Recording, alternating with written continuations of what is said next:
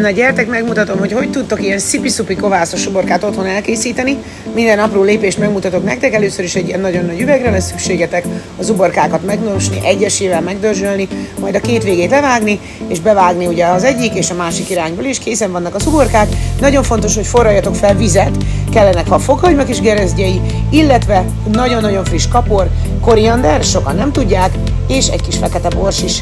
Belemegy a kapor az üveg aljára, aztán koriander, majd fekete bors, ezután jöhet 4 darab fokhagymacik, ezt is beledobjátok, és ezután érkeznek az uborkák.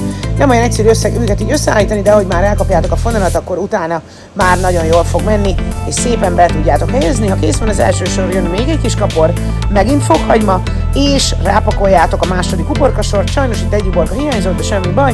A végére kapor, természetesen forró vizet belekanalazzátok, és kenyér a tetejére.